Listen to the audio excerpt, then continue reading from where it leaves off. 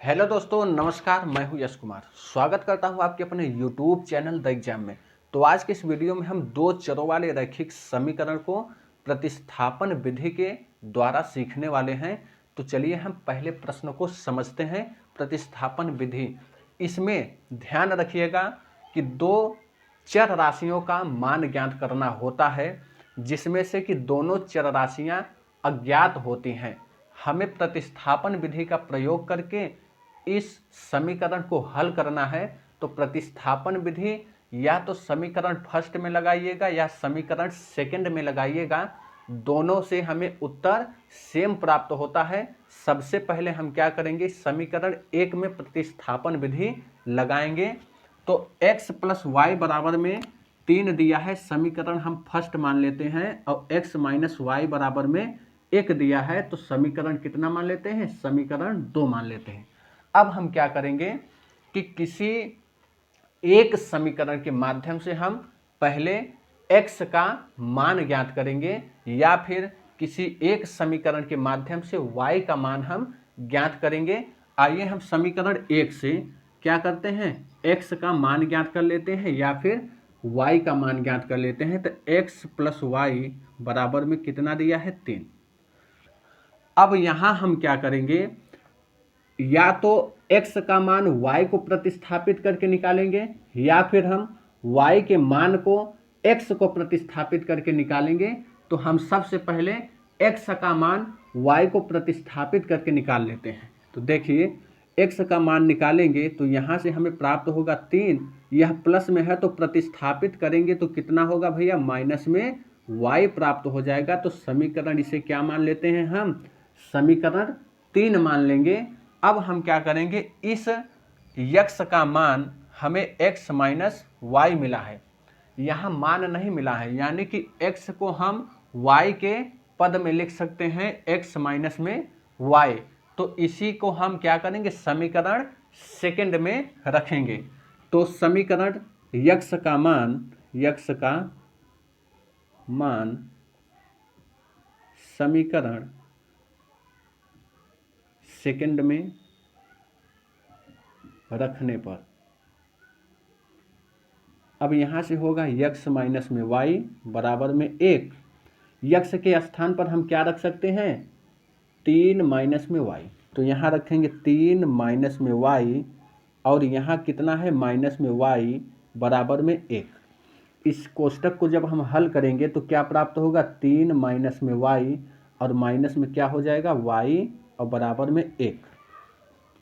अब यहाँ देखिए, तो माइनस में वाई, माइनस माइनस प्लस होता है, तो 1 यहाँ है, 1 यहाँ, तो 1 1 कितना हो जाएगा, माइनस में 2y हो जाएगा बराबर में 1। यहाँ बचा कितना था, 3। अब हम क्या करेंगे, y का मान पता करेंगे। तो यहीं y को रोकिए, माइनस में 2y बराबर, यहाँ 1 है, तो इस 3 को हम जब उस साइड में लेकर के जाएंगे तो प्लस में है तो माइनस में क्या हो जाएगा, 3। यहाँ से प्राप्त हो जाएगा 2y बराबर में कितना, 3 में से 1 घटेगा तो माइनस में 2 बचेगा, माइनस से माइनस कैंसिल हो जाएगा, तो y बराबर कितना प्राप्त हो जाएगा, 2, और यह 2 नीचे आ जाएगा यानी भाग में आ जाएगा, तो 2 एक अन्नम कितना होता है, 2। तो y बराबर कितना प्राप्त हो गया, y बराबर में 1 प्राप्त हो गया। अब इस y के माध्यम से हम x का मान ज्ञात कर लेंगे। x का मान ज्ञात करना बहुत ही सरल होता है। आप y का मान तो पता कर लिए हैं, या तो आप समीकरण 1 में रख लीजिए y का मान, या 2 में रख लीजिए, या तो 3 में, तीनों से समान उत्तर आएगा। लेकिन यदि आप समीकरण 3 में रखेंगे तो आप आसानी से x का मान प्राप्त कर पाएंगे। तो समीकरण 3 में y का मान रख लीजिए, y का मान समीकरण 3 में रखने पर, समीकरण 3 क्या है, x बराबर में 3 माइनस में y। x का मान चाहिए तो 3 के, अब यहाँ 3 माइनस y का मान हमें कितना मिला है, 1, तो 1 हम रख लेंगे।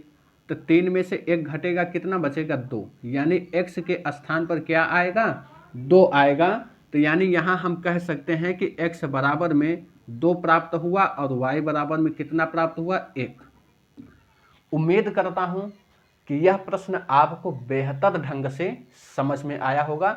यदि पसंद आया है तो इसे लाइक जरूर कर दीजिएगा वीडियो को।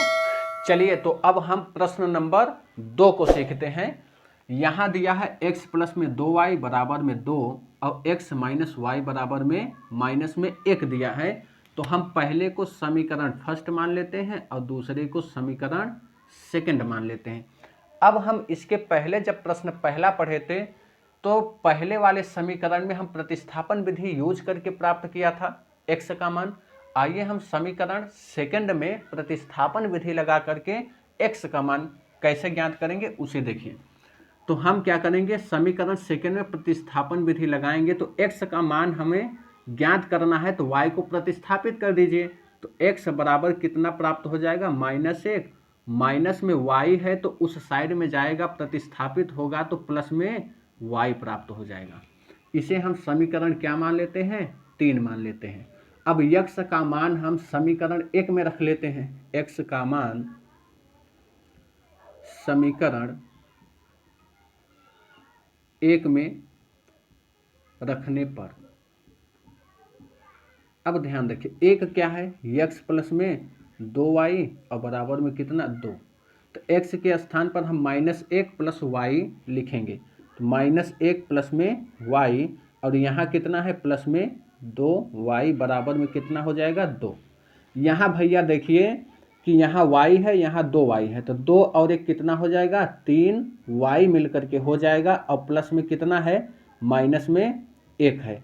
अब ध्यान रखिएगा कि यहाँ पर कितना प्राप्त है आपको 2, y का मान चाहिए तो 3y यहीं रखिए और बराबर 2 है। इसे 1 को पक्षांतर करेंगे तो माइनस में है तो इधर आएगा तो प्लस में 1 हो जाएगा। तो 3y बराबर कितना हो जाएगा 2 और 1 कितना 3। अब y का मान चाहिए तो यहाँ 3 और भाग में कितना हो जाएगा 3 और 3 एकन्नम कितना, तो y बराबर में 1 आ जाएगा। अब इस y का मान हम क्या करेंगे समीकरण 3 में रख लेंगे, आसानी से हमें x का मान प्राप्त हो जाएगा। तो y का मान समीकरण 3 में रखने पर समीकरण 3 क्या है भैया, x बराबर में -1 प्लस में y। तो हमें y का मान पता है कितना 1, तो x बराबर -1 और y के स्थान पे 1 रखेंगे। तो अब ध्यान रखिएगा कि x बराबर 1 से 1 कैंसिल हो जाएगा, बराबर कितना आ जाएगा 0। तो अब हमें यहाँ से प्राप्त क्या हुआ, x बराबर में 0 और y बराबर में कितना 1। उम्मीद करता हूं कि यह भी प्रश्न आपको बेहतर ढंग से समझ में आया होगा। चलिए तो अब हम प्रश्न नंबर 3 की ओर चलते हैं। यहाँ दिया है x बटे में 2 प्लस y बराबर में 1। तो इसे हम क्या मान लेंगे समीकरण 1 मान लेते हैं। और x बटे में 3 माइनस में 7y बराबर में 4, इसे हम समीकरण 2 मान लेते हैं। अब हम क्या करेंगे समीकरण फर्स्ट में प्रतिस्थापन विधि को लगा करके इस बार हम y का मान ज्ञात कर लेते हैं, y को पता कर लेते हैं। तो समीकरण फर्स्ट में क्या करेंगे हम प्रतिस्थापन विधि लगाएंगे तो कितना हो जाएगा भैया, यहाँ हम अब की बार y का मान पता करेंगे।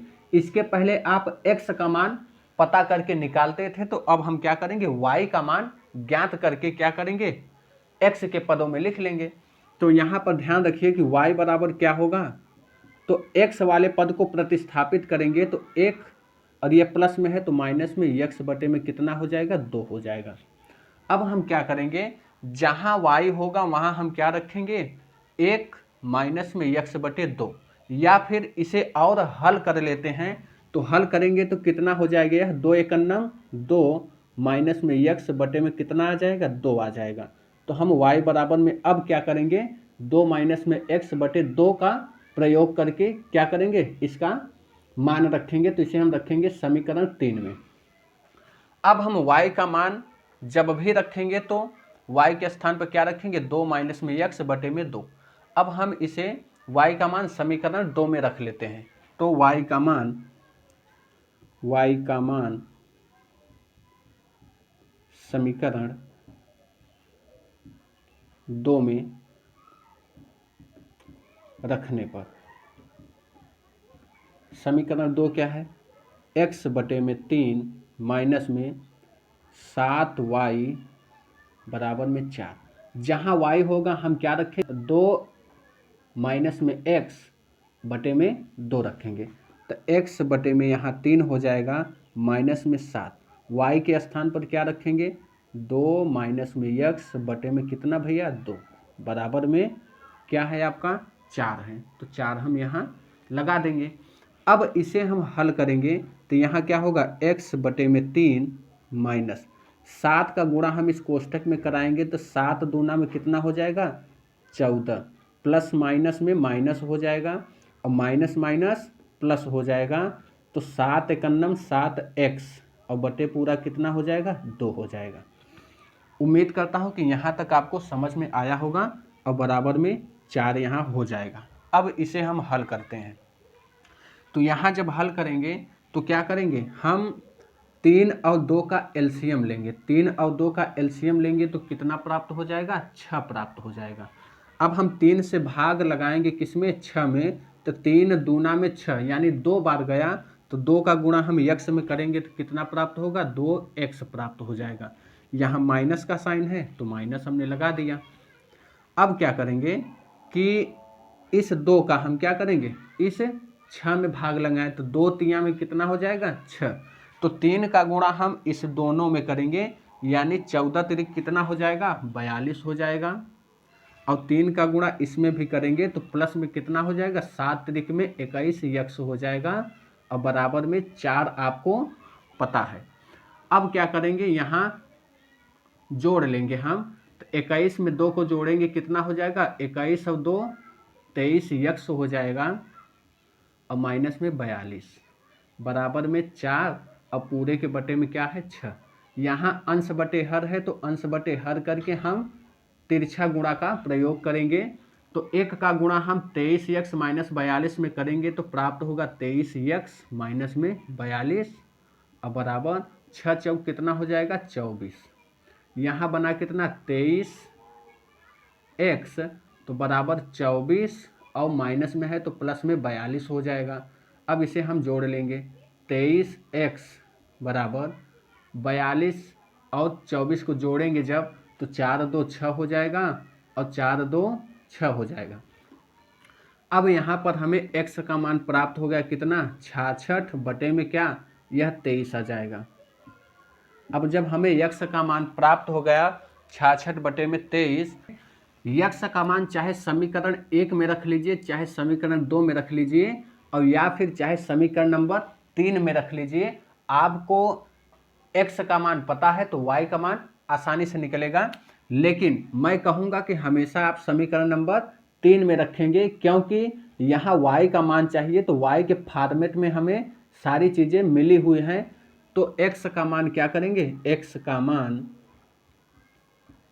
समीकरण 3 में रखने पर, तो हम क्या करें, समीकरण 3 क्या है y बराबर में 2 माइनस में x बटे में 2 यहाँ है।